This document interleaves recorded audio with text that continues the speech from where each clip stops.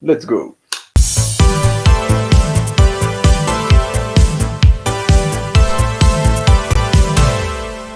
Yo tout le monde, ici Juju et Seb, et aujourd'hui nous allons parler de Furiosa, Mad Max Saga, donc 5e film de la saga Mad Max de George Miller. Mais tout d'abord je pense que nous en ferons une vidéo séparée. Nous allons faire une petite rétrospective de la saga Mad Max avec Seb et moi, car nous avions jamais parlé de la saga en elle-même. On avait juste réagi à la deuxième bande-annonce de Furiosa en live, et c'est la seule fois qu'on a évoqué la saga Mad Max en elle-même. Mais en dehors de ça, la saga en elle-même, on n'en a jamais vraiment parlé. Donc de cette saga qui a été lancée en Australie par George Miller, ancien docteur qui a voulu se reconvertir au cinéma durant les années 70, et qui a lancé, là je vais peut-être dire une gourde, mais je crois que c'était en 1979. Donc le premier Mad Max qu'il a conçu pour quelques milliers de dollars. Le film il a coûté que dalle. Il a dû tourner dans des plaines ouvertes d'Australie, éviter tourner pile quand les voitures ne passaient pas, etc. C'est vraiment le tournage fait avec les bricoles du coin en fait. Et Mad Max, qui est un univers qui est très inspiré par exemple des BD Métal Hurlant par exemple en française, donc pour ce côté apocalyptique, etc., a été un immense phénomène en Australie qui s'est ensuite étendu à l'international, qui a permis donc la sortie de Mad Max 2, donc Mad Max de Road Warrior, le guerrier des routes, et ensuite de Mad Max 3 Beyond the Thunderdome, et ensuite George Miller George Miller est parti sur autre chose, mais avait pendant près d'une pendant 20-25 ans, avait l'idée en tête d'écrire un film Mad Max qui serait uniquement une course-poursuite, au final, de A à Z.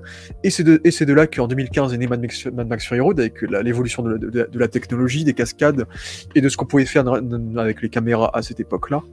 Et par rapport à Mad Max Fury Road, il a donc développé des backstories pour chaque personnage du film, dont une qu'il voulait adapter, qui était celle de Furiosa, qu'il voulait adapter en animé au départ, avant la sortie de Fury Road, pour qu'on connaisse le personnage, ce qui n'a pas été fait.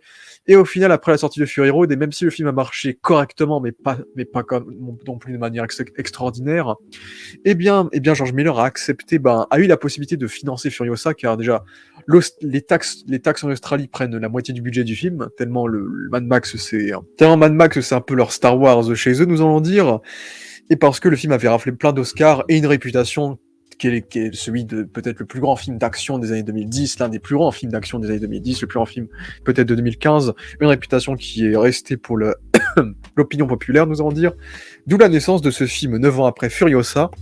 Mais d'ailleurs, je vais commencer donc avec l'avis de Seb. Qu'as-tu pensé déjà des films précédents de cette saga? En commençant par le premier déjà, celui de 79. Voilà, moi je voulais commencer par évoquer le premier que j'ai vu, c'est-à-dire Fury Road. Donc je commence par ça. Ouais. Et après je vais évoquer tout. Je vais tout évoquer, puis on verra ton avis. Donc Fury Road, je l'ai découvert en 2015-2016, un peu après sa sortie. Je l'ai pas vu au cinéma. Je l'ai découvert à travers la télé. J'avais pas spécialement aimé, j'avais pas spécialement détesté quand j'étais plus jeune. Puis j'ai jamais revu le film, j'ai peut-être dû revoir des scènes, mais en entier, je n'ai jamais revu le film. Je sais qu'il existe une version 3D, je sais que beaucoup de gens en font des tonnes sur ce film-là. Et des tonnes, pour beaucoup, c'est le meilleur film de la décennie passée. Ou dans le top 3, en général dans le top 3 ou dans le top 5, tu vois. Ce qui m'a quand même un peu choqué. Donc du coup, je l'ai revu. J'avais un avis a priori négatif par rapport à mes souvenirs, donc l'ayant revu récemment, je peux dire que c'est un film qui n'est pas dénué de qualité. C'est pas mon style de film. Premièrement, je pense qu'on peut parler de ça sur la saga Mad Max, c'est que c'est pas mon style de film. Déjà, le côté rocker n'est pas mon côté à moi. Même métal. Metal encore moins. Le rocker en soi n'est pas totalement étranger à moi. Il y a certains trucs du rock que j'aime bien, mais c'est souvent du rock psychédélique ou du rock plus de l'étrange plutôt que du rock. Le rock, à proprement parler, n'est pas mon dada. En fait, j'avais beaucoup aimé Mel Gibson dans les premiers, donc le souci, c'est qu'en fait, j'ai vu Fury Road, comme j'ai dit, mes brefs souvenirs. Puis, il y a de ça 1 ou 2 ans, 1 an et demi plutôt, j'ai vu Mad Max premier du nom des années 70, donc avec Mel Gibson. Et du coup, ça m'a quand même donné un a priori, je dirais, ça a renforcé mon a priori négatif sur Mad Max Fury Road de 2015, Et ça a accentué mon amour, si je puis dire mon amour, pour le Mad Max interprété par Mel Gibson. Donc du coup, l'ayant revu récemment, bah, je peux le dire, le Mad Max de Tom Hardy n'a ni queue ni tête et ne dégage absolument rien pour moi. Je pense que Tom Hardy, c'est un acteur, c'est une erreur. C'est une erreur de casting. Je pense que c'est un acteur qui est beaucoup mieux avec un masque, avec un truc qui cache son visage, parce que je sais pas dans quel film on l'a vu très charismatique, Sidney Branson. En tout cas, en ayant revu récemment Mad Max Fury Road, ce qui est vrai, ne donne pas beaucoup la réplique à Tom Hardy pour lui laisser exprimer son talent d'acteur, mais j'ai envie de dire que Mel Gibson n'a pas eu besoin de ça pour briller dans les précédents.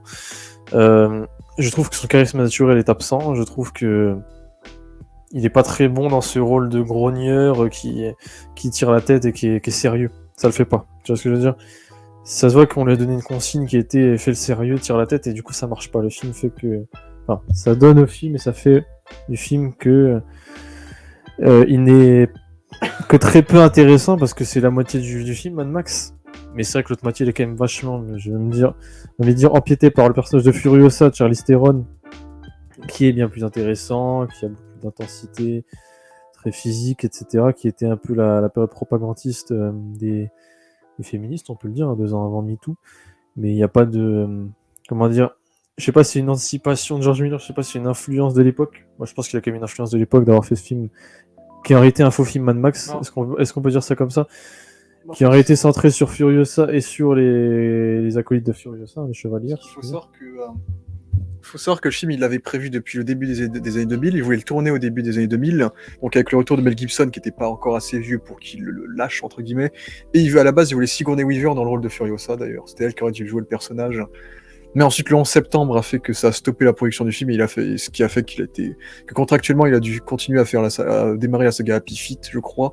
J'ai pas trop compris la logique, mais je sais que c'est le 11 septembre qu'a mis le film en pause. Et parce que depuis le film de Mel Gibson, en fait, le désert australien n'existait plus, hein, parce qu'il y avait de la verdure qui avait poussé, il y avait de la pluie, et ils pouvaient pas shooter en Irak ou là-bas parce qu'il y avait la guerre qui venait de commencer.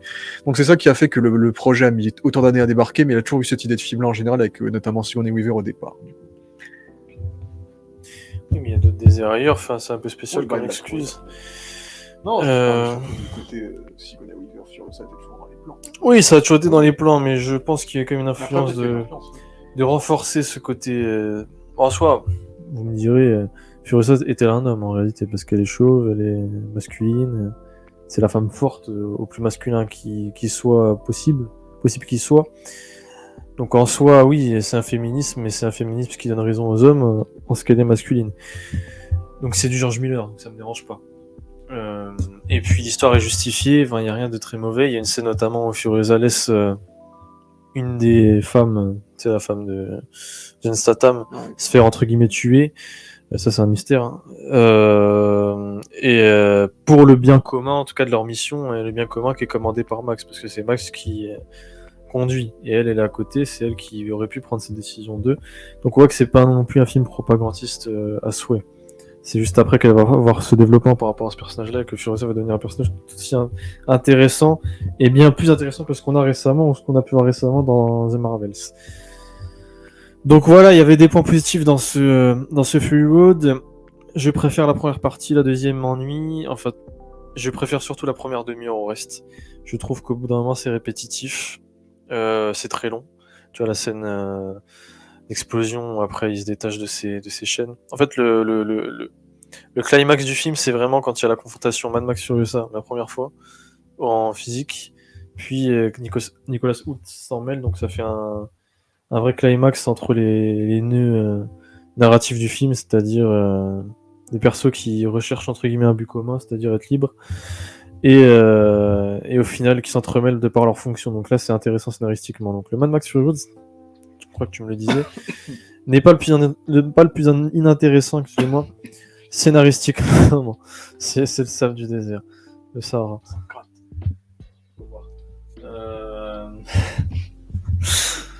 Donc voilà. Mais bon, comme je l'ai dit, au bout de la demi-heure, je suis vite ennuyé, mis à part ces quelques scènes de climax, comme je l'ai dit, entre les persos, mais tout ce qui est l'ensemble et ce qui fait le cœur du film et l'armature de ce film, c'est-à-dire les scènes de course-poursuite en véhicule, m'emmerde. globalement ça m'emmerde, je déteste le style de réalisation de Mad Max Fury Road, sans dire qu'il est mauvais, c'est-à-dire que à tout plan sa caméra va trembler, mais ça on en parlera plus en détail dans la critique de Furiosa. Et là j'en parle vraiment dans le détail, Fury Road, parce que je l'ai vu récemment, donc j'ai les éléments. Et j'en parlerai plus tard. Donc voilà, Furiosa, Fury Road, a priori plutôt négatif, qui n'a pas beaucoup changé. Hein, vous voyez, ça reste pour moi un film, je dirais pas abject à regarder, parce que c'est le style d'aujourd'hui, c'est-à-dire qu'aujourd'hui on fait des cuts tout le temps. On a vu 75% du film est composé de plans rapides, c'est-à-dire de moins de 2 secondes. Dans la fameuse statistique de je sais plus quel médium, on va pas le citer, qui est vrai. Je pense qu'avec Furiosa on est quand même sur un pourcentage au-dessus de la moyenne aussi, mais peut-être pas non plus. On est à peut-être 50% avec Furiosa, un peu moins. Mais non, c'est le style d'aujourd'hui, c'est le style Civil War, c'est le style Captain America 2, c'est même le film de Guy Ritchie, tout ça, tous ces films d'action rapide, John Wick non. Donc voilà, je comprends que ça marche, mais moi ça ne me plaît pas. Moi j'aime bien quand la réalisation et la caméra montrent qu'elle sait faire des choses. Bah, déjà, on a eu le même ordre de visionnage par rapport au film. On a tous les deux découvert la saga Mad Max avec Fury Road, comme beaucoup de jeunes, je présume, et par sa réputation après la sortie 2016-2017, je dirais que j'ai dû le voir. Et je l'ai revu du coup pendant le Festival Lumière à Lyon, d'ailleurs en fin d'année 2023, au cinéma donc cette fois. Et donc je l'ai aussi redécouvert en noir et blanc il y a pas longtemps, à la veille de la sortie de Furiosa. Et moi, j'avoue que je suis dans un avis plutôt positif, sans crier au chef-d'œuvre comme beaucoup, notamment parce que, comme pour Sébastien, c'est pas mon style de film, les films de voiture, les films de course-poursuite, c'est pas les trucs qui me divertissent forcément le plus. Ce qui fait que c'est pas un film qui m'accroche au cœur naturellement, on va dire, contrairement à des genres bien différents. Et moi, j'aime, honnêtement, moi, j'apprécie pas mal le film, j'ai passé un très bon moment, surtout en le revoyant au cinéma, en le revoyant. Je trouve que le film. Le point culminant du film, c'est quand les trois sont, entre guillemets, il y a l'autre qui est attaché là, Max, et qui se bat avec Furiosa, puis t'as Nicolas Hoult qui se mêle dans le tas, là, c'est pour moi le climax du film. Mais d'accord que c'est le moment du film qui te fait le plus. Enfin, je sais pas, vu que t'as plus apprécié que moi. Je dirais que oui, parce que c'est quand tu commences le film, le moment que t'attends, c'est le moment où Furiosa et Max vont se rencontrer, entre guillemets, tu vois. C'est le moment où les deux vont former le binôme qu'ils vont former. Et c'est ce que j'ai apprécié avec ce film, c'est vraiment le côté justement très énergique, très éclectique de l'œuvre, qui fait 1h55, qui s'arrête jamais, qui bouge pas, et qui fait que la mise en scène, contrairement à des frères Rousseau qui font lâcher Kikam ou des mises en scène un peu fait à la va-vite de beaucoup de films hollywoodiens, je trouve qu'il y a un côté déjà très storyboardé. Il y a aussi cette histoire que George Miller a storyboardé le film et a basé son tournage avec les storyboards, mais n'a pas écrit de dialogue. Les dialogues ont été improvisés sur le tournage. En fait, George Miller, c'est un artiste du cinéma pur, qui juge tout par l'image, très peu de dialogue. Ouais, il adore le cinéma muet, il s'est beaucoup inspiré de Buster Keaton, entre autres, pour la saga Mad Max. Et c'est ce qu'on a également dans ce film-là, c'est assez peu de dialogue et tout est compréhensible dans l'image. C'est ce qu'il dit. Par exemple, si un Chinois, c'est ce qu'il avait dit, je crois, si un Chinois regardait le film sans son, il comprendrait le film en fait. Et pour moi, c'est ce qui se passe dans ce film-là. C'est une énorme course-poursuite qui est développée tout le long, qui va très vite, et la mise en scène fait cela. Avec des effets très George Miller, on va dire, des zooms à rallonge, des plans qui vont pile suivre le mouvement du personnage, puis suivre le mouvement qu'il fait après, etc. Quelque chose d'extrêmement clair, lisible. Le seul problème que j'avais avec cette mise en scène-là, quand j'avais vu le film, c'était vraiment que je crois que parfois il y avait trop de cuts qui faisaient que l'action était un petit peu illisible. Ça, c'est un truc que personne n'avait relevé, mais moi, je t'avoue que même en le revoyant au cinéma, il y a des moments où j'étais un petit peu paumé en voyant le film. Mais je peux qu'être d'accord. Ouais, mais c'est vrai que ce que je trouve impressionnant dans ce film-là, c'est surtout par rapport aux précédents, qui étaient plus anciens, qui étaient des histoires en vrai, qui étaient des histoires complètement dispensables, on va dire. C'est plus ou moins le cas en vrai. C'est le world building qu'il a réussi à créer, cet univers presque mythologique, christique, avec Immortan Joe, la citadelle, les décors, le budget, les effets spéciaux, la tonne d'effets pratiques qu'il a mis dans le film, les cascades qui se ressentent. Je vais pas dire iconisé parce qu'il l'avait fait dans sa trilogie première, mais il a amené un lore qu'il n'y avait pas dans le premier. Dans le premier, j'avais cette idée. Je pense que c'était l'idée qu'il voulait. Plutôt dans le 3. Dans le 3, il y a quand même un certain lore. Mais dis-moi, dans le 1 et 2, dans les 1 et 2, je pense qu'il veut qu'on se projette à travers Max. Je pense qu'il veut qu'on puisse se projeter, qu'on puisse se dire, attends, si c'est vraiment l'apocalypse, s'il n'y a vraiment plus rien. Je suis dans le cas de Max, sans dévoiler ce qui se passe.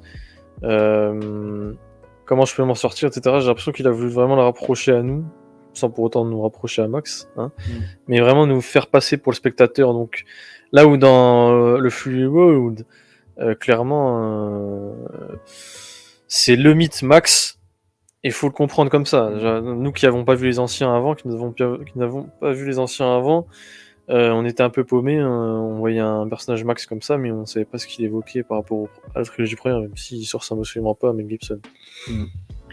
Oui, bah de toute façon, tous les films, c'est ça. Déjà, quasiment tous les films résument l'apocalypse qu'il y a au début, comme si c'était le premier film. Il a toujours fait ça, même dans le 2 et 3.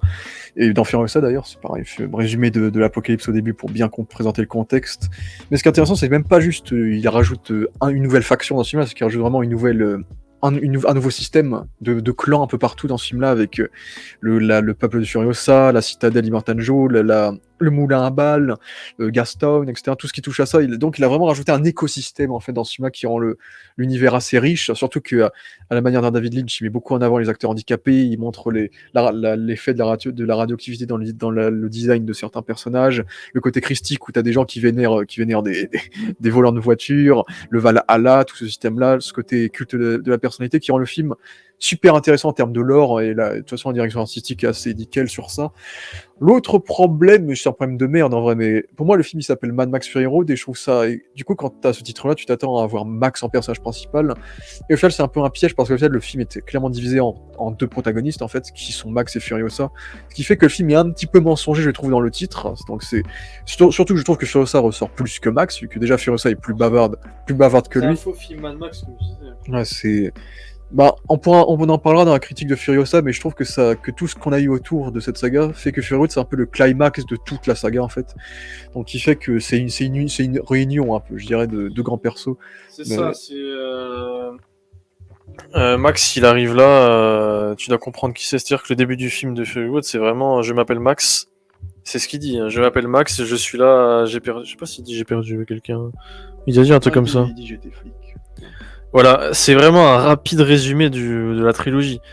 Pour moi, c'est presque un reboot en fait, parce qu'il veut vraiment nous prendre à part comme si on connaissait Max ou comme si on n'était pas censé connaître ou vivre son histoire comme on l'a vécu dans la trilogie, mais juste pour nous instaurer rapidement le contexte. Et en plus, ça nous servira jamais vu que on rendra jamais le personnage vraiment attachant si ce n'est par rapport à la question de la fille qu'il y a dans le film justement. Mais c'est absolument pas lié à la trilogie. Donc ouais, c'est une réinstauration de Max, ça me rappelle un peu c'est une réitération, c'est comme si on l'avait adapté en jeu vidéo, et on devait déjà connaître le personnage, tu vois.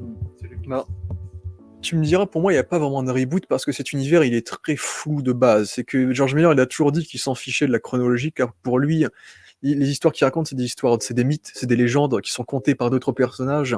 Fury Road, c'est un peu l'exception parmi ces films-là, d'ailleurs, on en reparlera dans la critique de Furiosa notamment, qui fait qu'en fait, il y a, comme dans Furiosa, on verra, il y a beaucoup d'incohérences par rapport à la chronologie de toute la saga, qui fait qu'il y a des choses qui seraient pas possibles en vérité.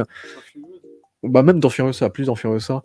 Parce que Fury Road, c'est en 3 jours, il n'y a pas grand-chose à redire, à part l'âge de Mad Max par rapport à Mel Gibson, quoi. C'est juste ça, quoi, mais c'est... Pour moi, moi, je le vois plus comme ça. Si vraiment on veut chercher une logique, parce que moi je pense qu'on s'en tape complètement en réalité, on voit chaque film tel qu'il est, c'est le but de cette saga, faut pas du tout les lier.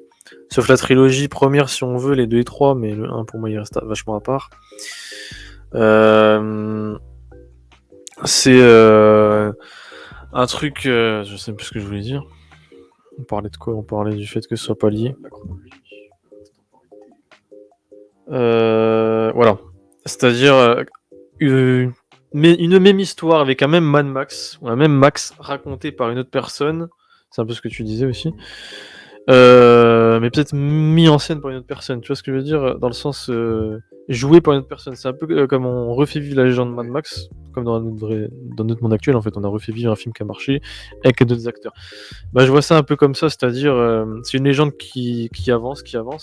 Et puis c'est un peu comme s'il y avait tous les 20 ans, 30 ans, il y a un nouveau Max, tu vois. Il y a une nouvelle légende qui s'appelle Max. Moi je le vois comme ça, tu vois, c'est un peu étrange. Hein. Pour moi, c'est ce qu'il a dit. Pour moi, il y a des gens qui croisent le Road Warrior à chaque moment et ça devient une légende, un mythe qui est compté des centaines d'années plus tard. Et il y a des gens qui déforment les propos, qui déforment la temporalité. C'est là qu'il a, ce qui fait que qu'il a rendu mystique et presque divin, ouais, ce que tu disais. Ouais, il y a ce côté-là qui rajoute en plus. Max peut être un peu n'importe qui et Furiosa aussi, parce que quand tu vois Furiosa, c'est une autre actrice et ça change les repères aussi. Ouais. Mais tout est, et en fait, c'est un peu des contes, les Mad Max de George Miller. C'est un peu, il y a un peu ce côté. Déjà, pour moi, dès la transition entre le premier film et le deuxième film, il y a un côté reboot, parce que les deux films ne ressemblent pas, ils ont rien à voir. Donc pour moi, cette saga, c'est pas une saga qui fonctionne par des timelines. Il faut arrêter avec ça. C'est une histoire, une légende, un mythe raconté par quelqu'un qui a croisé tel personnage Voilà. culte et qui raconte sa version entre guillemets. Donc c'est un peu ce côté-là qui est intéressant. Et Ferood, c'est un peu l'exception vu que là, il n'y a pas de narrateur dans ce film-là justement. Mais sinon, oui, j'aime beaucoup la mise. J'aime bien. Je sais que t'aimes pas la photo, mais moi j'aime bien la photo qui est complètement En fait, exposée. On met la radioactivité de l'image à fond et quand c'est jaune pétant, qui fait que déjà ça crée une patine différente des films désertiques de base, on va dire. Et pour moi, pour moi, ça participe à l'adrénaline un peu du film qui fait très acidulé, je trouve. Donc, quand c'est rouge, c'est bien rouge. Quand il fait nuit, c'est des nuits américaines, donc c'est bien bleu. Et je trouve qu'on ressent la chaleur du coup dans ce truc-là, parce que contrairement à un Dune de Villeneuve où personne ne transpire, on sent que les personnages ils transpirent et qu'il fait chaud dans l'univers de Mad Max. Tu vois, donc... Ouais. Ouais. Et c'est vrai que l'action, moi, m'a plutôt bien diverti parce qu'évidemment, il y a tout le travail de la cascade, de l'art de la cascade, que George Miller a beaucoup contribué au fait qu'on puisse rendre cela artistique et qu'on puisse voir cela comme du cinéma et de l'art, donc, un peu comme Tom Cruise et ses cascades. Donc, ouais, tout l'art de la cascade, des cascades très, très dangereuses qui sont pratiquées, quand les Warboys sont sur l'espèce de pic qui se balade entre voiture et voiture. Bon, la scène de la tempête, ça c'est de la CGI, mais c'est une scène qui est devenue assez culte également. La musique de Junkie XL qui est devenue, que j'aime beaucoup dans ce film-là, très énergique et qui a quelques moments un petit peu mémorables, je trouve. Après ça, qu'on se rend compte que Junkie XL, c'est pas un très grand compositeur parce que je trouve qu'il reprend beaucoup ses thèmes après, en fait. Parce que j'avais vu Batman vs Superman avant Mad Max Fury Road, et au final, je me rends compte que Mad Max Fury Road a beaucoup de sonorités qui se ressemblent à celles de Batman vs Superman, et c'est encore pire quand on va voir le Justice League, et davantage pire quand il y a Rebel Moon qui a genre la même composition musicale que Justice League. Mais l'original, c'est Mad Max Fury Road, donc c'est la seule fois qu'on peut dire que c'était très très très bien, on va dire. Bon, après, dans BVS, c'est un peu hors sujet parce qu'il y a Hans Zimmer avec lui, bref. Et j'aime bien, j'aime bien cette idée de la mise en scène, parce que pour Miller, sa mise en scène, lui, c'est des images qui bougent, c'est du mouvement, c'est kinétique.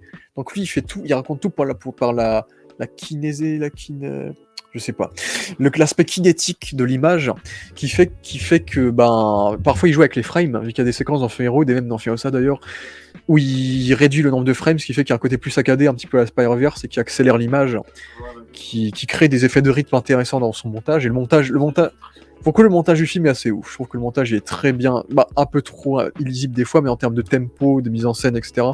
Je trouve qu'on s'ennuie pas et qu'on comprend tout ce qui se passe.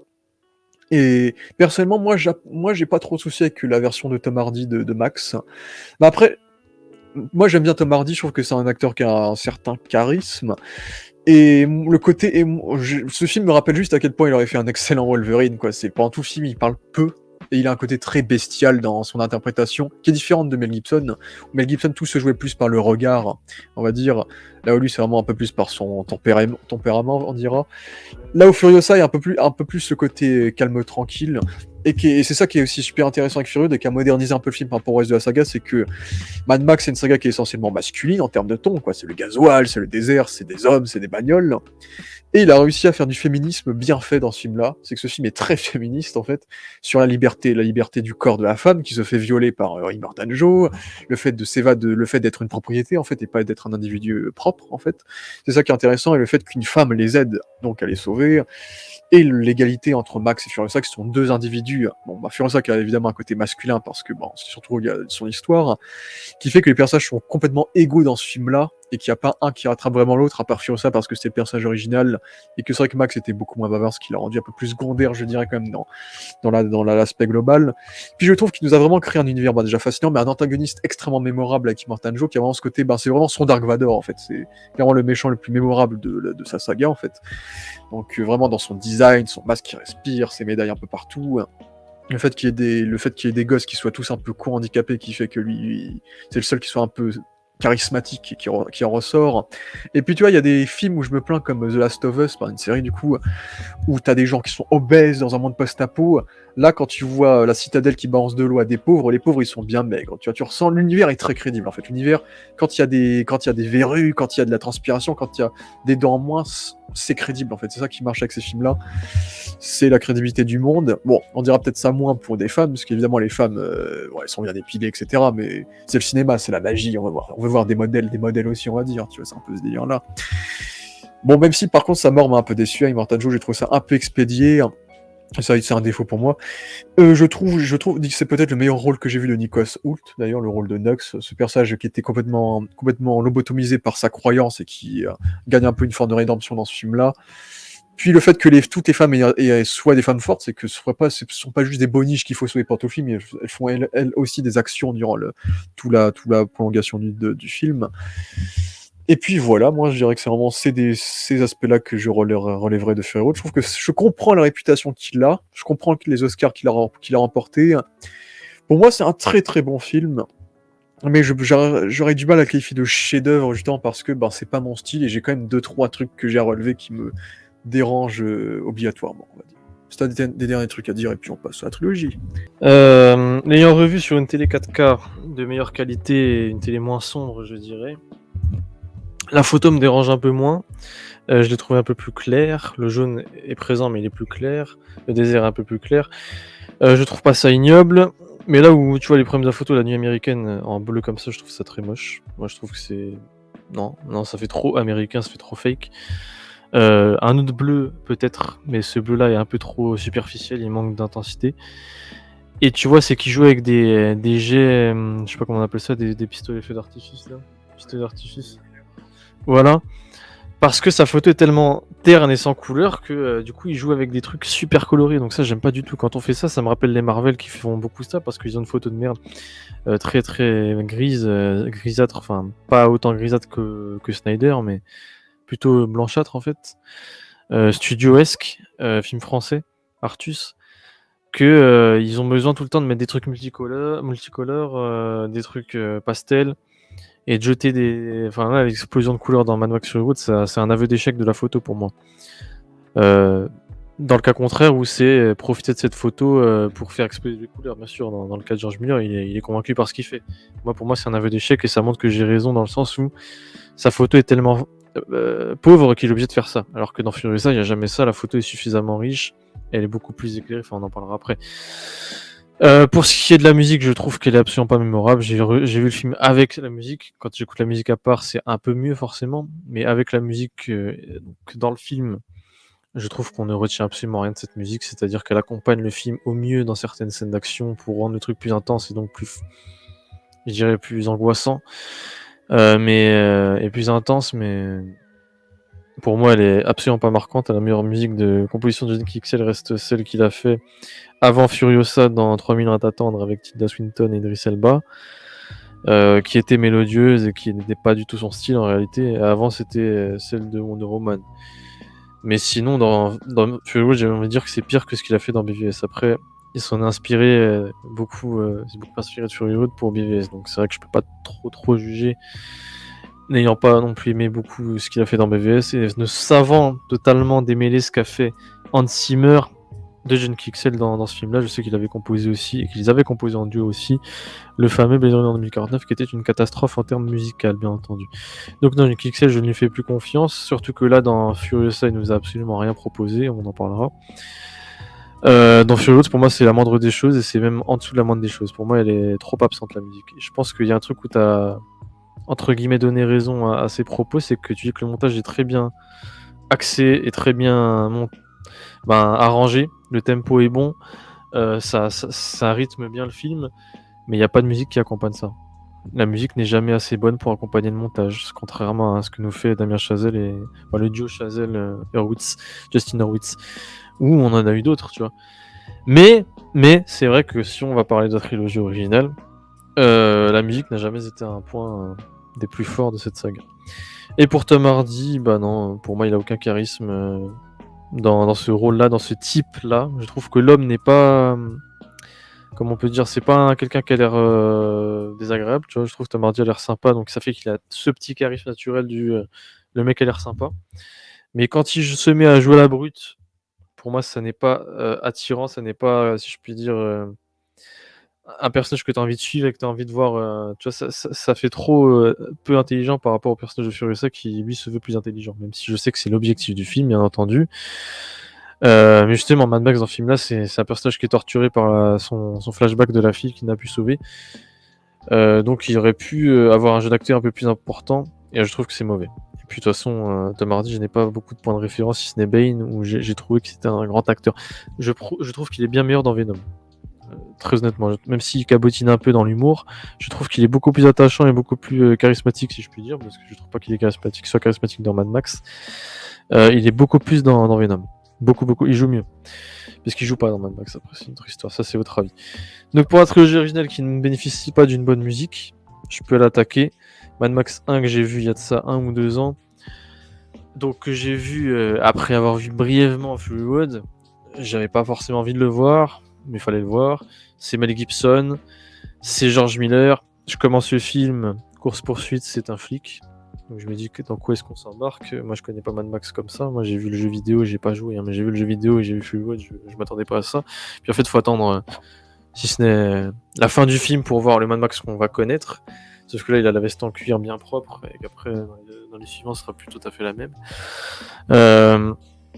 Qu'en ai-je pensé ? Je pense que c'est mon Mad Max de la trilogie, en tout cas, préféré.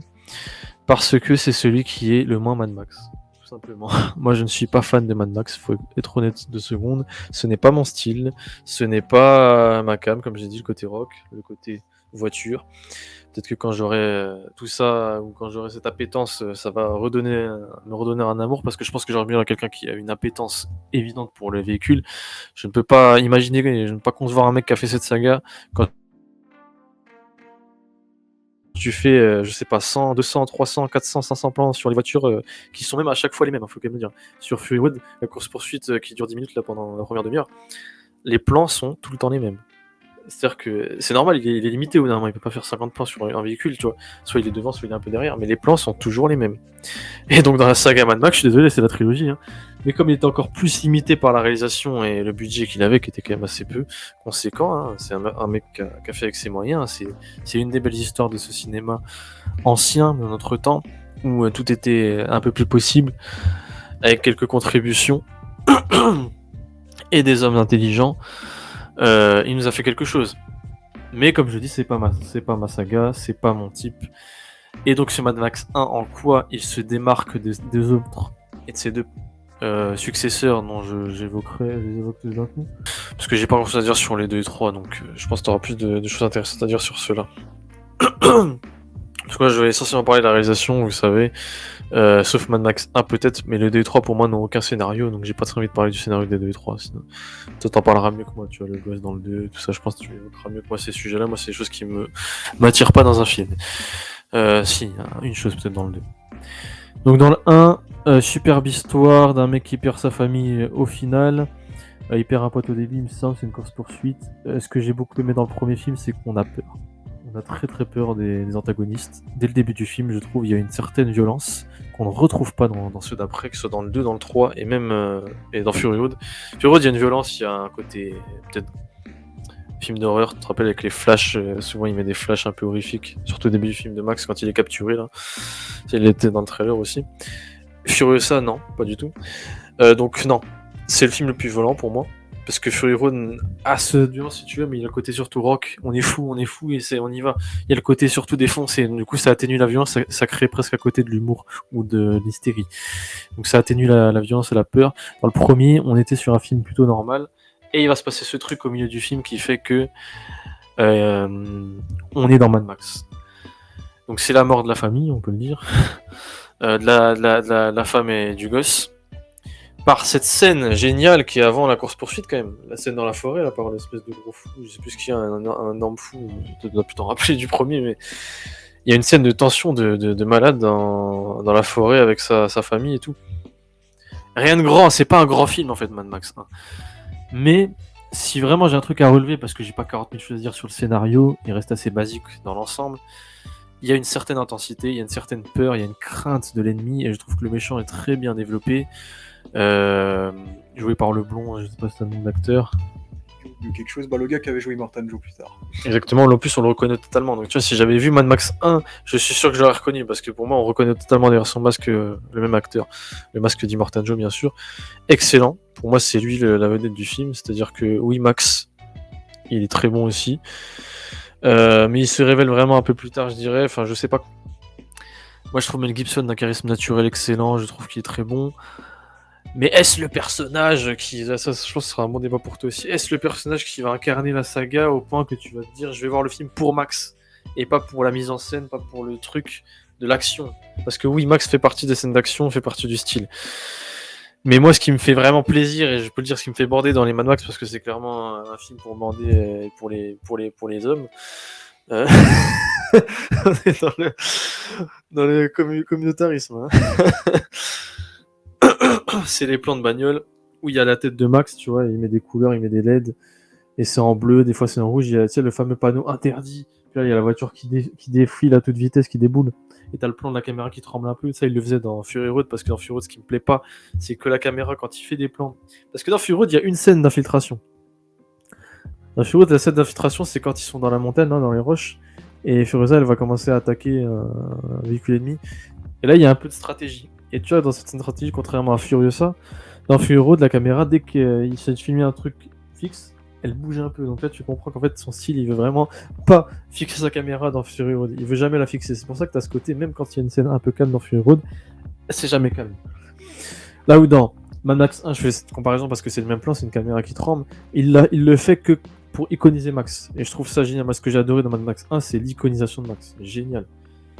Et ouais, j'ai rien d'autre à dire sur le premier film, franchement, à part le méchant, l'acteur qui était très bon. La peur que nous évoque le méchant, je pense que c'est l'un des rares films où j'ai autant peur du méchant. Quand je dis peur, c'est vraiment la violence du type, c'est vraiment le fait qu'il soit à quel point il représente une menace, à quel point il joue avec les enjeux. Je trouve qu'il installe très bien ses enjeux dans Mad Max 1, là où dans du coup les suivants, je trouve qu'il n'y a pas vraiment d'enjeu. Je sais pas quel sera ton avis là-dessus, mais je pense que c'est ce qui tue pour moi mon visionnage des deux après. Je pense que déjà en parler là, je vais tout mélanger, on s'en fout. Mad Max 2 et 3 pour moi, ce qui détruit ces films-là, sans dire qu'ils sont mauvais, sans dire que... Ouais, c'est assez négatif en soi. Moi, je suis pas un énorme amoureux de la saga, je vais être très honnête. Et comme j'ai dit, Fury Road ne remonte pas la pente pour moi. Enfin, Fury Road n'a rien remonté, sachant que c'est le premier que j'ai regardé. Mis à part cette scène à enjeu dans, comme je t'ai dit, le trio Furiosa, Max et Nicolas Hoult, où là je trouve qu'il y avait un peu d'enjeu, je ne retrouve plus jamais l'enjeu dans les films Mad Max. Que ce soit dans le 2, que ce soit dans le 3. Le 2, un petit peu au début, quand il est avec son chien qui se fait voler un peu son véhicule et tout, tu vois, au début. Avec l'autre qui va finalement devenir son acolyte pour sauver le petit village, entre guillemets. Il y a un peu d'enjeu au début. Est-ce que Max va accepter d'aider les gens? Est-ce que Max va se montrer comme quelqu'un de bien? Max, c'est le sauveur. Il y a un peu d'enjeu d'héroïsme. La musique très héroïque, je sais plus qui est le compositeur par contre. Mais la musique très héroïque qui était présente aussi dans le premier, qui accompagne bien les trois films, mais je vais pas dire qu'elle est marquante. Elle est toujours mieux arrangée, composée, hein, c'est des notes, hein, c'est plusieurs notes, c'est pas 4 notes comme Junkie XL bien entendu, et c'est pas 0 notes comme Junkie XL dans Furiosa. Mais c'est pas suffisant. C'est pas suffisant pour moi les 2 et 3. Voilà, il y a certains qui peuvent totalement adhérer à l'univers, au lore. Je trouve qu'il y a un lore beaucoup plus présent dans le 3 que dans les 2 premiers. Mais bon, limité par le budget, bien entendu, on n'en parle pas assez. Je pense que tu pourras en parler mieux que moi aussi. Avec quoi il a fait ce film-là, putain. Tina Turner est géniale dans le 3. Super performance, très bon chara-design, j'aime beaucoup.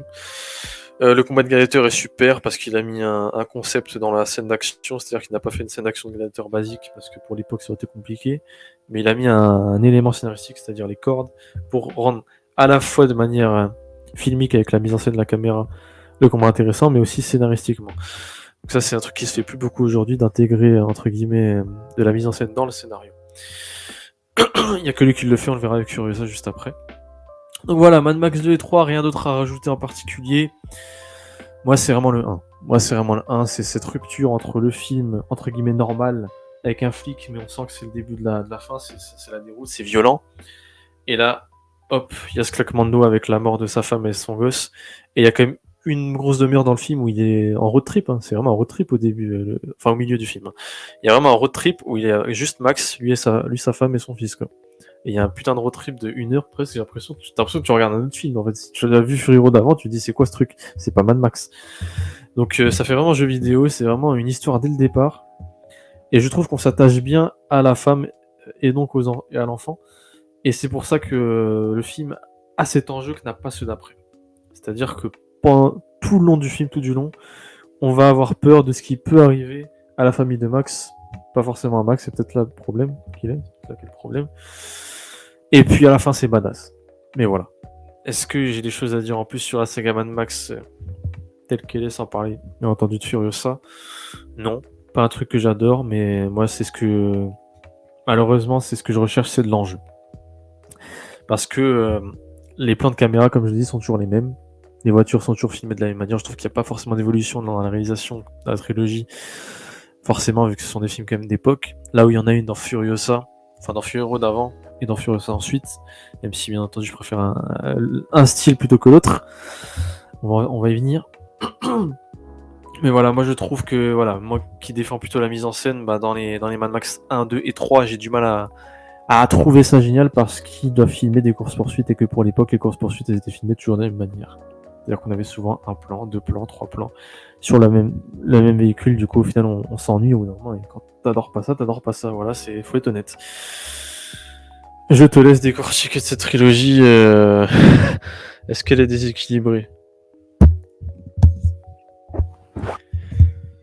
J'étais pas d'accord sur tout ce qui était dit sur Fury Road, mais. C'est plus intéressant non, que moi, Fury Road que la trilogie originale. Non, moi, la musique, je trouvais qu'elle accompagnait vraiment l'action parce qu'elle était vraiment, elle était énergique comme ça. Tu vois, pour moi, c'était. C'est pas suffisant. Non, pour moi, ça se accompagnait bien. Et la photo, j'arrive pas à la trouver terne, tu vois. Au contraire, je la trouve. En fait, je vois ce que tu veux dire. Ouais, parce que. Mais c'est-à-dire que quand je dis qu'elle est terne, c'est vraiment, vous voyez l'ensemble du lore, tout est noir. Les véhicules, tout est noir. On dirait avec lui, c'est noir. Mais quand on regarde sur ça, il y a beaucoup de marron, il y a beaucoup de rouge. Tu vois, le petit rouge, il n'y a pas beaucoup de rouge dans les vêtements des. Comment ils s'appellent, les hommes de main de Morten Joe. Voilà. Bah, ils ressortent. Non, mais ils ont des habits rouges ou un truc rouge. Il y a beaucoup de rouge dans Furiosa que tu vois jamais. Tu vois jamais le rouge des vêtements, des décors. Et en fait, moi, ce qui me dérange par-dessus tout plus dans Fury Road et au-delà de la photo, en fait, la photo, c'est vraiment en 4K, ça va. En 3D, je sais pas, faut que je fasse l'essai, attention. C'est que dans Fury Road, il n'y a pas un décor dur avec des vraies constructions autres que ce soit la pierre, la montagne ou le désert. De vraies constructions, ce que l'on retrouve dans Furiosa, et qui fait que tu peux, entre guillemets, mettre de la couleur ou du moins rendre intéressant tes plans. Il y a un côté vide que j'aime pas de base de ces films-là. Tu vois, quand je regarde Fury Road, j'ai vraiment l'impression de voir, je vais pas dire film Marvel, mais tu vois, dans la stylisation, pour moi, avec un Winter Soldier, on n'est pas très loin. Dans les décors, Winter Soldier, on n'est pas très loin. Même s'il y en a plus dans Winter Soldier, bien entendu, c'est quand même à New York. Mais tu vois, dans le style de film que je regarde, quand je regarde Furiosa, j'ai pas l'impression de voir un film de. Pour moi, il est complètement dans son époque. Seulement, la différence est qu'il en fait plus. Il en fait plus. Les compositions sont meilleures quand il y en a. Il y en a beaucoup moins que dans Furiosa, parce que dans Furiosa, il y a plus de décors, c'est plus simple, logique. Plus de couleurs aussi. Les scènes d'action sont plus complexes, ça va plus loin. C'est un effet de tout plus grand, tout plus intense, tout plus fort. Et c'est ça qui a fait qu'il a marqué plus les gens. C'est pour moi, c'est un film qui cochait toutes les cases de ce qu'aiment les gens dans cette époque. Que ça coûte tout le temps, moi j'en ai marre. Je peux pas regarder ce truc, ça coûte tout le temps. Pour moi, j'ai la gerbe quand je regarde Furiosa. C'est comme regarder Ghost Rider 2. C'est avoir la gerbe. Normalement, ça coûte trop tout le temps. C'est inutile. Et moi, j'aime bien la caméra qui raconte quelque chose en prenant son temps. Donc, c'est vraiment un film qui raconte quelque chose avec certains plans, c'est vrai, mais qui raconte surtout quelque chose de par son dynamisme et comment sont composés ces plans, parce qu'ils sont jamais mal composés non plus, attention. Et je pense que le fait d'avoir fait en quantité et en intensité a rendu le film culte. Parce que je suis désolé, quand je revois le film là récemment et quand je compare à ce qu'il a fait dans Furiosa pour ce qui est de la mise en scène, après je suis peut-être un peu dur avec ce style-là particulièrement, c'est subjectif encore une fois. Je ne comprends pas que les gens le mettent à ce point sur un piédestal, surtout quand on regarde qu'il y a eu Avatar 2 récemment, qu'il y a eu d'autres films qui étaient quand même d'une réalisation d'une toute autre qualité, tu vois. Babylone, je peux comprendre, parce que l'ayant revu, Babylone, en fin de compte, c'est un film que je trouve beaucoup moins maîtrisé que ce que j'avais pu estimer à l'accoutumée au départ. Mais quand même, je trouve qu'il y a eu d'autres films bien mieux réalisés, quoi. Bien mieux réalisés, ou du moins, je pense que les gens aiment pas la lisibilité, s'en foutent, ils veulent voir un truc qui les galvanise, et je pense que Furiosa, c'est ce qu'il leur a fallu, voilà, c'est tout. Enfin, Fury Road, excusez-moi. Et même toi, qui est beaucoup plus à cheval sur les scènes d'action, sur le visionnage propre des films, t'en arrives à te retrouver perdu par moment, donc c'est dire. C'est que moi, non, c'est pas pour moi. C'est pas pour moi. Je pense qu'on va mettre un point final sur Fury Road. Comme ça, c'est C'est un c'est bon. subjectivité. Mais oui, on n'est pas d'accord, mais on n'est pas non plus en high-buy de fou non plus. Bref. Mad Max 1, je dirais que ce qui est intéressant, c'est que là où Mad Max 2 et 3, c'est devenu la base de ce qui a inspiré beaucoup de licences de monde post-apo, la vision qu'on a d'un monde post-apo au cinéma et de la fiction qu'on a par exemple dans Fallout ou dans Borderlands, c'est Mad Max 2 et 3. Là où Mad Max 1, j'ai vraiment l'impression de voir ce qui a inspiré Sons of Anarchy, en fait, un film de voiture, de motard, de route. Puisqu'en fait, George Miller n'avait pas le budget alloué pour faire le monde post-apo qu'il voulait. Donc il devait représenter un monde qui était un peu en déchéance, en filmant des routes et des coins un peu désertiques. C'est ça qui m'emmerde dans les trilogies en fait. Sauf dans le 1, parce que dans le 1, t'as le côté quand même où t'as un peu d'humanité. Tu vois un peu de ville dans le 1, la bonne moitié du 1, la grosse première partie.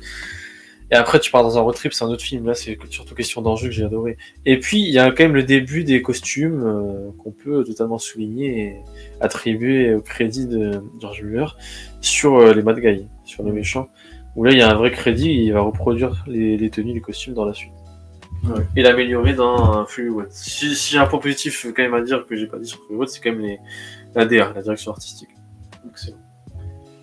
Et du coup, ce qui est intéressant avec ce film-là, c'est aussi ce côté artisanal du budget qui est faible qui fait ça, mais c'est qu'il y a un aspect très pratique, très palpable, et surtout, il y a un jeu de l'attention. C'est que c'est un film qui n'a pas le budget de ses ambitions, donc il est moderne, et il essaie de tout faire fonctionner par la tension, la durée, le rythme. Donc il y a très peu de musique, des enjeux. Et c'est ça qui fonctionne avec ce film-là, c'est qu'on ressent des enjeux, parce que déjà, je trouve que le film, la première heure, elle est divisée entre plusieurs personnages, plusieurs flics. Quand le film, Max, il est pas forcément central. Et vraiment, on montre qu'il y a des flics quand ça se frite avec d'autres, qu'on voit qu'il y a des accidents très facilement quand on pourchasse des motards, etc., des bikers.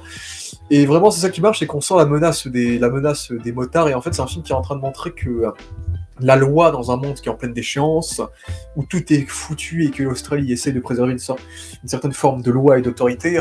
C'est un film qui nous montre que l'autorité n'est plus de ce monde et qu'on ne peut plus la sauver en fait. Et c'est un peu le Killing Joke, il suffit d'une journée pour briser un personnage. Il suffit que t'as ton meilleur ami qui meurt brûlé au millième degré, il suffit qu'il y en a un qui te trahisse, il suffit qu'ensuite on tue ta femme et ton bébé. Et le super-héros des flics, le gars qui était le plus fort, le plus doué, il devient fou, il devient le Mad Max entre guillemets. Et c'est ça qui crée un développement intéressant, c'est que le méchant il fonctionne parce qu'il commet des actes qui montrent qu'il est crédible et qui peut inquiéter, qui crée de l'enjeu automatiquement, quoi. C'est que il tue presque son meilleur ami, il tue sa famille. Ce qui fait, c'est que le méchant est crédible parce qu'il commet des actes qui ont des conséquences. C'est ça le truc. C'est ça qui fait que c'est un des méchants les plus mémorables de la saga, et ce qui fait qu'on ressent quelque chose pour Max dans ce film. Déjà, on ressent quelque chose pour Max dans ce film-là, parce qu'on est dans le centre personnel de Max dans ce film-là. C'est son origin story, tout bonnement. Et du coup, c'est ça qui est intéressant, c'est qu'on passe vraiment à un film de tension, film de route, film de course, etc., où l'action ne me divertit pas non plus forcément de fou, mais on arrive à installer la camaraderie entre les différents personnages, et donc ce sentiment d'enjeu et de chaos, malgré le budget qui reste assez faible. Et ensuite, sur la fin, on vire sur un film de vengeance. On veut voir le personnage arriver à ses fins parce que le méchant est tellement détestable et commet des actes qu'on ne peut pas pardonner, qui fait que la thématique de Mad Max fonctionne. Et c'est ça qui est marrant d'ailleurs, c'est que le poster du film fait très film de SF post-apo, alors que là, c'est pas du tout l'esthétique du film, puisque tu vois, c'est les affiches artwork de l'époque. Et quoi là. Et du coup, surtout quand tu regardes les deux. Ouais.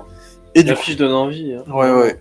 Du coup, ce qui fait que ce film-là, il fonctionne, c'est vraiment, déjà, c'est un film d'1h30 qui passe vite à regarder, et parce qu'il arrive à changer de genre et à switcher entre les différents protagonistes et à finir sur un film de vengeance qui montre, c'est un film assez nihiliste, en fait, c'est ça qui est marrant, c'est qu'à la fin, il n'y a plus d'espoir. Le plus grand des héros devient méchant, et donc tue ses assaillants, on va dire, et se venge. Donc c'est ça qui marche avec ce premier film, c'est qu'il y a un impact. C'est l'impact, je dirais, qui est intéressant dans ce film-là. Et là où dans le deuxième, je comprends que c'est un super film d'action, il y a plus de budget, une DA qui est assez cool. Même si je suis pas très fan de la DA post-apo années 80 avec des mots hawk et des couleurs un peu rougeâtres de cheveux et des trucs comme ça. Toujours un peu cheapos pour moi quand même, mais c'est l'époque. Je trouve que c'est subjectif. Hein. Ouais, c'est subjectif. Mad Max 2 pour moi c'est un peu Fury Road de s'il avait été fait dans les années 80. Avec peut-être moins d'impact. Je trouve. Il y a plus d'émotion dans Mad Max 2 que de Fury Road. Il y a plus d'histoire. Bah, le truc, c'est dans Fury, l'émotion, on l'installe pas sur Max, mais sur Furiosa, tu vois, sa famille, etc. C'est sa quête à elle, et Max l'accompagne. En fait, je trouve que c'est pas similaire dans le sens où. Et en fait, c'est là que je vais te donner raison sur. C'est-à-dire un truc super intéressant que j'ai pas du tout souligné sur le premier et que j'avais un peu oublié parce que je l'ai pas revu non plus depuis. Enfin, je l'ai vu 2 fois, mais alors un petit moment maintenant. C'est que vraiment dans le premier, Max, c'est un personnage quelconque au début. Et c'est ça que j'avais dit au tout début aussi en disant que Fury Road, il incarnait un personnage qui était Max, mais Max, c'est aussi l'incarnation. En fait, c'est une incarnation. Chaque acteur, dans 10 ans, dans 30 ans, au futur, quand George Miller ne sera plus, s'il y aura des itérations de Mad Max, ça serait une bonne question à poser aussi. C'est pourquoi continuer? Est-ce qu'il faudra continuer? Ça sera un bon débat à avoir. C'est que je pense que chaque acteur pourra reprendre le flambeau, entre guillemets, un peu comme les James... Je le vois vraiment comme les James Bond. Ça, c'est intéressant aussi. Parce que Mad Max a marqué son histoire quand même. À la manière, peut-être pas de James Bond, mais l'histoire de l'Australie, bien entendu. Mais je pense que c'est une petite histoire qui peut toujours apporter un peu d'argent pour certains studios, bien entendu. Hein. Et qui peut toujours intéresser, surtout dans une époque actuelle où on est, je vais pas dire qu'on est nihiliste, mais c'est toujours intéressant d'avoir ça dans notre époque, c'est-à-dire une histoire qui peut nous être proche, on ne sait pas. Et oui, ce perso de Max, contrairement à Fury Road, où vraiment on était dans une incarnation, je trouve, c'est Max, tu sais qui c'est, juste c'est Max, et puis c'est le perso Max, c'est un mythe, tu vois. Tom Hardy... En fait, j'ai envie de dire Tom Hardy, c'est vrai qu'il n'existe pas dans le film pour moi. Parce que là, tu vois Tom Hardy, tu te dis ok, c'est Max. C'est sans dire que Tom Hardy est effacé par le nom Max. Bah en fait, tu vois juste Tom Hardy. Pour moi, il est pas à la hauteur de Mel Gibson. Il y a un truc qui va pas dans ce casting pour moi, mais c'est un autre sujet. C'est peut-être aussi par rapport à ce qu'il voulait en faire dans son scénario. Mais vraiment, dans la trilogie, il y a un traitement totalement différent. C'est ce que je dis, et ce que je vais dire dans le 2 par rapport à ta comparaison avec Fury Road, c'est que pour moi, Max, il est vraiment un personnage quelconque qui peut être nous. Pour moi, dans la trilogie originale, George Miller, il veut vraiment nous donner l'impression qu'on peut tous être Max. Et c'est pour ça que c'est super intéressant, c'est un peu à la manière du film Joker, c'est que oui, tout le monde peut sombrer en une mauvaise période, dont Max, et ça tu l'as relevé, je l'ai pas du tout relevé, le fait que Mad Max, c'est aussi un film qui était à la base, je vais pas dire sociologique, mais un film qui était à la base, j'ai envie de dire, je sais pas si c'était pas un livre, non pas du tout, c'est Non, vraiment voilà, il a créé son truc. Mais le fait de dire que oui, tu passes une mauvaise journée, tu peux devenir Mad Max, c'est peut-être à mon avis ce qui est passé par la tête de George Miller, il s'est dit je vais faire un délire. Et ça, je pense qu'on oublie trop de le dire. Je pense qu'on oublie tous de dire que Mad Max à la base c'est quand même un délire de se dire et si c'était l'apocalypse, et si t'avais un mec qui perdait toute sa famille, tu vois. Même si en soi, quand tu penses à l'apocalypse, tu penses à un mec qui est veuf, tu vois. Ça, c'est quand même tous les films d'apocalypse, ok. Mais dans la trilogie, je trouve qu'il y a quand même le truc de on est proche de Max, on est proche de Mel Gibson, on le suit de manière la caméra collée à lui, quoi. Ce qu'il n'y a pas dans Fury Road, on n'a pas le temps d'être proche de Tom Hardy avant qu'il se fasse kidnapper, qu'après c'est n'importe quoi. Ça s'arrête jamais. On est plus proche de Furiosa, je dirais. On la voit au début et après, on la suit un peu plus émotionnellement, mais ça, c'est encore autre chose. C'est l'acting et puis c'est la manière dont il instaure son scénar. Mais ouais, pour moi, dans la trilogie originelle, on est un peu à la place de Max. Est-ce qu'on va aider la population dans le 2? Est-ce qu'on va faire ci? Est-ce qu'on va faire ça? Et puis en cela où je suis pas d'accord, c'est pas Fury Road pour moi dans les années 80. C'est qu'il y a quand même l'aspect émotionnel de Max. Est-ce que je vais sauver ces personnages? Est-ce que je vais... Enfin, je trouve que le traitement de Max n'a rien à voir. Mais rien du tout. Je sais pas si c'est l'acteur, si c'est l'écriture. Mais le traitement de Max n'a absolument rien à voir. T'as l'impression de voir dans Fury Road comment dire, nobody, un no-name, voilà, comme on dit. Un mec qui peut être n'importe qui, tu vois. Là où dans la trilogie Mad Max, c'est vrai, je disais qu'on peut s'identifier qu'en soi, on peut tous être Max. Mais ça reste le perso qu'on a suivi dans le 1. Même si je disais qu'il n'y avait pas trop de similarité entre les 1, 2 et 3, ça reste quand même le perso qu'on a suivi dans le 1 et on garde cette attache entre guillemets du perso qu'on a suivi dans le 1. Malgré le fait que je trouve qu'au final on la perd un peu dans les 2 et 3, que pour moi c'est le seul qui reste vraiment impactant émotionnellement, c'est le premier. Parce qu'il installe son enjeu avec les 1 heure de road trip avec sa femme et son fils qui vont finalement mourir. Je suis pas d'accord, parce que pour moi, 2-3 Fury Road, ils ont quasiment la même structure, quoi. C'est Oui. Max, il croise un peuple, un village, un personnage qui a besoin de un élément qui a besoin de lui. Il aide l'élément en question à corriger son problème, et à la fin, il repart, il devient une légende aux yeux de ces personnages. Donc il y a toujours eu cette logique. Ben, le truc, c'est que Je suis désolé, dans le il y a 2, des interactions de fou. ouais, mais dans par le, rapport à ce qui Mad Max dans Fury dans, Road, c'est une bête, c'est dans, un animal. ouais, mais après, la différence dans Fury Road, il y a 2 balles alpha, entre guillemets, tu vois, c'est peut-être ça. Là, Non, Max, mais non. parce que du coup, il est allié avec un autre. Là, où, dans les autres, il est toujours un peu au-dessus, c'est lui le gars qui sauve tout le Mais monde, je un sais peu. pas, c'est vraiment l'acting qui me rend, Mais oui, mais pour moi, c'est extérieur. le protecteur. Parce que moi, dans le 2, tu peux complètement oublier les éléments du 1, on le Ouais, réévoque je le vois pas, pas tu comme vois. ça, tu vois. Mais- Je le vois pas comme ça. Je pense que oui, Parce tu que peux les chaque film est oublier. autonome de fou, donc... Je pense que oui, tu peux les oublier, mais je sais pas si c'est moi. Je trouve qu'avec le jeu d'acteur et le regard et le visage qu'a Mel Gibson, tu ressens quand même le perso qui a été traumatisé dans le 1. Hmm. Et il y a quand même le résumé aussi. On n'en a pas parlé. Ça, j'adore le résumé du 2, qu'il n'y a pas dans le 3. Il n'y a pas de résumé dans le 3. Le super résumé du narrateur où on a enfin des images de ce qui s'est passé et ce qui a amené l'Apocalypse, parce qu'en fait, on ne voit jamais vraiment la transition entre ça et l'Apocalypse, entre le 1 et l'Apocalypse. On voit jamais cette transition. Bah, il explique dans le 2, du coup. Tout est là dans le 2. Mais seulement. Non, parce qu'il le justifie, parce que dans le 2, d'où tu finis dans un monde pareil, et parce que dans l'autre, il n'y avait pas le budget, là, il doit le dire qu'entre-temps, il y a eu l'Apocalypse. Mais ouais, dans le 2, c'est un western. Quelqu'un avait dit ça, le 2, c'est un western, et le 3, c'est un péplum. C'est que, même si je trouve que ils ont tous une structure, à part le 1, ils ont tous un peu une structure de western, en vérité, pour moi. Mais le 2, c'est vraiment ça, c'est un peu les 7 mercenaires, mais avec un mercenaire, quoi. C'est le gars, il doit sauver un village des assaillants qui veulent voler les ressources de ce village, et à la fin, il les sauve, quoi. Donc et il s'en va tel bah, pour moi, Mad Max, c'est le Clint Eastwood de post-apo, en fait. Et à la fois, il y a quand même un sentiment de légèreté qui fait qu'il y a une vibe un peu, je trouve que c'est un peu des sous Indiana Jones, un peu les Mad Max 2 et 3 dans cet aspect-là. C'est qu'on est sur des histoires autonomes qui suffisent à eux-mêmes, et ensuite le gars il s'en va et on peut dire goodbye et puis pas regarder un autre en fait. Et c'est ça qui peut-être me dérange un peu, c'est que je trouve que le film il est très ambitieux pour son époque en termes d'action, de budget. Il y a même des scènes d'action aérienne avec des gyrocoptères, les voitures, donc les 2-3 villages qui doivent s'affronter qui est intéressant.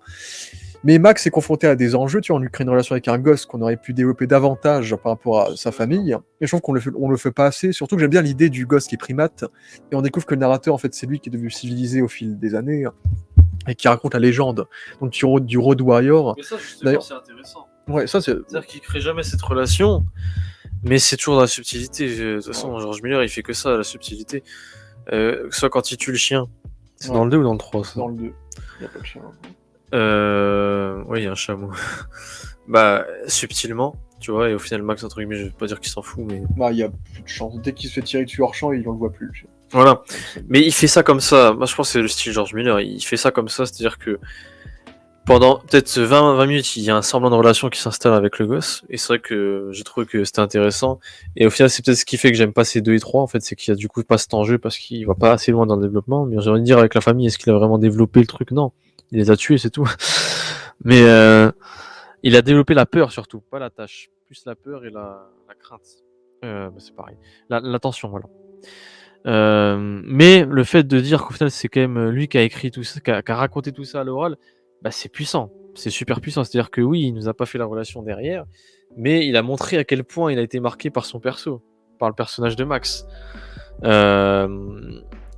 Donc, d'un coup de crayon, tu vois, il a quand même gâché ou jeté en l'air peut-être 20 minutes de plus, qui aurait pu être nous amener vers un film beaucoup plus attachant, avec peut-être la mort d'un des persos, j'en sais rien. Mais si la subtilité de George Miller, c'est un film masculin, je pense qu'il veut garder son truc hermétique. Et ce petit coup de crayon là qui fait que bah, en fait ça rend le truc quand même puissant, c'est que oui en fait il était marqué au point d'avoir raconté toute son histoire, ça c'est génial. Et je voulais aussi rajouter le détail du Mad Max. Le titre en fait, je trouve le titre ne correspond pas du tout au type de film.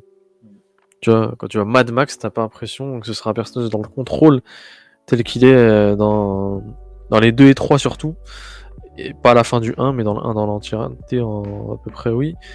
Dans Fury Road, ok. Mad Max, ok dans Fury Road, mais sinon non. Un peu bizarre comme titre. La saga se perd. Bon, c'est par rapport à la mort de sa famille, mais c'est vrai que c'est un personnage que j'ai toujours trouvé un peu stoïque en vrai pour ce titre-là, mais bref.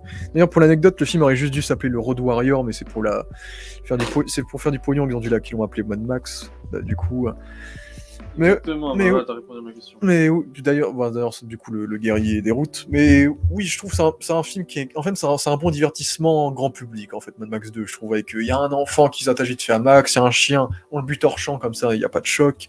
Il y a le gars qui. Il a son otage qui conduit son gyrocoptère, qui dit ensuite son allié, qui est un peu rigolo, un peu con, qui est marrant. T'as Max qui est un personnage qui est un peu un anti-héros, qui doit s'allier avec un village qui a un grand cœur, qui veut aider ses proches, etc. Et qui lui, à la fin, change de camp, il devient un gentil, etc. C'est un film qui est assez classique. En fait, c'est surtout un gros film d'action, et pour moi, c'est juste ça. Il n'y a pas plus, je trouve. Surtout que le méchant, je trouve sacré, je le trouve assez décevant. Le méchant, vraiment, avec un design cool, vraiment avec le masque de hockey, les muscles, etc. Au final, il parle plus qu'il fait autre chose, il a une mort assez nulle, il dégage, il fait pas grand chose. Et c'est vraiment son bras droit, le gars avec le mot Hawk rouge, qui est vraiment le méchant du film, c'est lui qui veut se venger de Max et qui contribue pendant tout le film. Donc la menace m'a pas paru crédible, et même si le final était bien fait, il était assez spectaculaire, je ressentais pas vraiment d'enjeu dans ce deuxième film, qui fait que pour moi, c'est juste un très bon film d'action, mais juste un film d'action, quoi. Là où le 3, j'avais beaucoup apprécié le premier acte du film, que je trouvais super cool, avec ce côté péplum, avec Tina Turner en mode Amazon, vraiment qui veut bosser avec Max. Donc le peuple de Tina Turner, le peuple souterrain, avec, j'aimais bien ce concept-là du nain qui utilise le corps d'un gars bébête musclé pour former une sorte d'entité un peu. Ça, j'ai trouvé ça assez cool comme concept dans cet univers, qui doivent maintenir la vie en produisant de la merde de cochon, de porc. Ça, c'était un concept qui était assez marrant. Et puis ça part en combat d'arène péplum avec des armes et des harnais, etc. Qui faisait que c'était cool. Bon, il y avait pas de voiture. Après, il y avait pas de voiture. C'est pour ça que j'aimais bien le film. Tu vois, il y a très peu de voitures dans ce film-là. Et bon, il y a des chameaux en Australie. Ça, on va pas expliquer pourquoi. Et puis le film part dans un virage à 180 degrés avec des gosses, et là c'est là que le film m'a complètement lâché. J'avais l'impression de voir les Ewoks dans Star Wars. Ça m'a sorti du film. La menace m'a plus paru crédible avec ces gosses qui vénèrent Max. En fait, c'est le côté Max c'est un mythe, mais de façon forcée, sans aucune subtilité, où tout le monde prend Max pour une espèce de mythe, le mythe de l'homme civilisé, où les gosses ils créent des histoires, ils veulent l'aider, etc. Peut-être que là on peut relever le côté père de Max, mais Max il a jamais eu Max il avait son gosse bébé, pas enfant, donc il a jamais été père, mais bref, c'est pas développé dans tous les cas, mais toute la partie avec les enfants, ça m'a sorti du film. C'est un peu la transition de George Miller entre ses films Mad Max et sa carrière, la carrière qui suivra après, qui seront des films comme des films comme Babe, le cochon qui parle, ou Happy Feet. Donc partir dans quelque chose de plus enfantin, plus grand public, mais pour moi ça m'a complètement sorti du film, et j'ai eu du mal à prendre le film au sérieux après ça, surtout que ça prend 1 heure et quart du film, c'était assez 1 heure de film, ça c'est sûr. Non, les enfants. Ouais, parce que c'est une demi-heure le premier acte. Donc, non, et les enfants ils sont là de A à Z après. Non, c'est pas vrai. Parce que après t'as une course-poursuite de fin, mais avec la présence des enfants me sort du truc, tu vois. Oui, tu détestes Star Wars 3, toi. Bah, je déteste pas, mais les Ewoks c'est pareil, tu vois. Mais... Non, les enfants ils arrivent plutôt vers 40 minutes. C'est comme ça que le combat il vient un peu plus tard. Ouais, mais. Une demi-heure même. Ouais, c'est bon. Non, il y a la scène des enfants, le creux du film pour toi, pour moi il est présent 20-25 minutes. Ouais, moi je prends en compte le dernier acte aussi. Hein. Ah oui, il a une. Moi, des enfants de A à Z. Les enfants ils sont à de A à Z, tu vois, mais. Okay. La seule séquence que j'aime bien, c'est la séquence où ils veulent découvrir la civilisation et découvrent Sydney qui est qui a un monde post-apo, qui est sale, qui est vide, etc. Et t'as le côté narration, ils ont réussi à le rallumer, c'est beau, machin, mais. Et Mad Max il se barre, etc. C'est peut-être le film où Mad Max est plus humain que dans le 2, parce que là, il doit éduquer des gosses, il doit parler avec eux, etc., avoir un côté paternel, mais je trouve que ça m'a sorti de l'univers, et ça m'a pas investi du tout, et pour moi, c'est le moins bon des Mad Max, d'un point de vue subjectif. Donc voilà, pour la trilogie de Mel Gibson, qui est assez éclectique, c'est que t'as un film de vengeance qui est très différent des autres, qui est un western, et un qui est... Au début, c'est un péplum, mais ensuite, c'est les Goonies, quoi. Donc... mais les Goonies, un peu bizarre, un peu, voilà, quoi. Les Gardiens de la Galaxie par George Miller. Ouais, bah... Non, j'aurais bien aimé voir le Justice League de George Miller, qui aurait dû faire en 2007-2008, d'ailleurs. On y pense, des fois. Et George Miller, d'ailleurs, Mad Max, on est peut-être dans l'un des rares cas où t'as une saga qui existe depuis plus de 40 ans, et qui est toujours réalisée par le même réalisateur 40 ans plus tard, et qui n'a jamais été réalisée par un autre réalisateur que lui. C'est vraiment sa saga, tu vois. C'est pour ça, je me demande vraiment si la saga va pas mourir avec lui, parce qu'il a fait tous les films. Et au final, on en reparlera pour faire ça, mais le box-office a pas l'air très chaleureux. Est-ce que Mad Max, c'est une saga qui va s'arrêter avec lui? Pour moi, il y a des chances. Après, peut-être que l'Australie, peut-être pour un truc plus local, ils vont peut-être préserver la saga et peut-être qu'un jour le Warner, etc., Ouais, va parce vouloir que j'en ai parlé comme un la, James ré- Bond. la T'en penses quoi de réexploiter. ça? Bah, James Bond, c'est des bouquins et ça a toujours été utilisé par plein de réalisateurs différents. Là, Mad Max, c'est sa création et il y a que lui qui l'a utilisé pendant 40 ans, qui l'a exploité, qui a fait des films sur ça pendant Parce qu'il était 40 ans. encore vivant. Après, peut-être qu'il y aura le cas George Lucas où il a fait les 6 films de la saga et pile quand il s'est barré, bah, c'était plus qui faisait. Mais Mad Max, ça fait moins de pognon, c'est quand même un peu plus de niche, plus local, Underground. et ça fait moins d'argent, donc peut-être que la saga s'arrêtera avec lui, c'est fortement possible pour moi. Mais on verra tout ça, et moi personnellement j'avais envie de conclure cette vidéo rétrospective sur le jeu vidéo, du coup, qui est pour moi le meilleur, bah, parce que j'ai vu en mode... Bah déjà j'avais regardé les walkthroughs quand j'étais jeune, pendant toute la vague de Mad Max Fury Road, on était en plein dedans, à cette époque-là où je matais les vidéos de gameplay. Et là, j'ai revu, peut-être. Et là, j'ai revu le jeu, je crois qu'il s'appelle même plus comme ça. J'ai revu le jeu en mode cinématique pour voir l'histoire. Et je pense que le jeu, c'est le meilleur film Mad Max, tout simplement. C'est le meilleur film Mad Max. Pour moi, vous prenez deux trilogies, la trilogie de Mel Gibson et cette trilogie, bah, parce qu'en plus, toute cette trilogie tourne autour de Immortan Joe, des Warboys, etc. La trilogie Fury Road, le jeu vidéo et Furiosa. Et Mad Max, le jeu vidéo, pour moi, c'est le meilleur film Mad Max des 6 films, clairement. On a l'esthétique de Mad Max Fury Road avec les Warboys, etc. Avec un autre antagoniste qui est Immortan Joe, mais son fils. On a Mad Max qui, comme c'est un jeu vidéo, il est obligé d'interagir avec des personnages et pas être tout seul à se faire chier à faire ses missions. Donc ils vont interagir avec Chum Bucket avec lui. Donc c'est un peu un Igor avec le Igor de Dracula, on va dire, un peu marrant. Et puis il y a toute cette backstory parce qu'il faut savoir que dans Fury Road, dans Fury Road, Mad Max, il y a des flashbacks, pas de sa famille qui meurt, mais d'une histoire passée qu'il a eue, où il a vu une femme et une fille mourir, qu'il voyait un peu comme sa famille subjective. Eh bien, il faut savoir que cette histoire-là de Fury Road, bah, elle est explorée dans le jeu vidéo, donc où il est surpris de se faire presque une nouvelle famille, avec cette femme et cette fille, et puis on le lui enlève. Ce qui fait que c'est le seul film, c'est le seul des projets Mad Max qui pour moi revient sur la personnalité profonde du personnage, ses traumas profonds et le côté vengeance et folie, puisqu'il retrouve une forme de folie par rapport à ça. Et ce que j'aime avec ce jeu, c'est que c'est le seul film, c'est pour ça que j'ai du mal avec le personnage de Max, c'est que Max, c'est juste un gars, il file tout droit, on sait pas où il va, on sait pas où il veut aller, et ensuite on le fait chier, et ensuite il y a une quête qui va le faire chier, et il repart. Mais jamais on sait pas, il a pas de quête, on sait pas où il va. Qu'est-ce qui fait qu'on veut qu'on aille le suivre en fait? C'est le gars, il fonce dans le vide. Pourquoi il continue son chemin? Où il va, à chaque fois il refuse de vivre dans des villages, etc. Et il y a que dans le jeu où il justifie ça. Parce que dans le jeu, ils te disent que là, dans le jeu, ils te disent qu'il va aller dans la plaine de silence, je crois que ça s'appelle, pour se recueillir, pour trouver un peu la paix, parce que c'est un endroit de sérénité. C'est la seule fois que Max a un objectif, dans toute la saga. C'est la seule fois qu'on décrit un objectif personnel pour Max. On sait où il veut aller. Merde, il y a une péripétie qui l'en empêche. Et ben, il faut qu'il corrige cette péripétie et qu'ensuite il y retourne, quoi. Donc c'est le film où Max a le plus de personnalité, le plus d'interaction et le plus de vécu depuis le tout premier film, en fait. Ce qui fait que je recommande le jeu en tant qu'histoire. Et c'est assez marrant parce que c'est un jeu que George Miller n'aime pas. Parce qu'en fait, l'histoire. Puisque, il faut savoir, bah, d'ailleurs, c'est ça qui est intéressant, c'est qu'il y a plein de références, entre guillemets, par défaut à ce jeu dans Furiosa. Parce que, en fait, George Miller, en fait, il avait écrit une backstory pour tous les personnages de Fury Road, et il avait même écrit une backstory sur ce qu'avait vécu Max un an avant Fury Road. Et Warner, sans l'accord de George Miller, en fait, a donné toute cette bible de lore aux développeurs du jeu vidéo sans l'accord de George Miller, qui ont donc repris toutes les idées de George Miller et ont fait le jeu vidéo à leur sauce, sans l'accord de George Miller. Ce qui fait que tous les personnages qu'on a dans le jeu vidéo, c'est des personnages créés par George Miller, mais qui ont été racontés à la manière des développeurs de jeux vidéo, qui ont été designés à leur manière. Ce qui fait que George Miller a du mal avec ce jeu-là.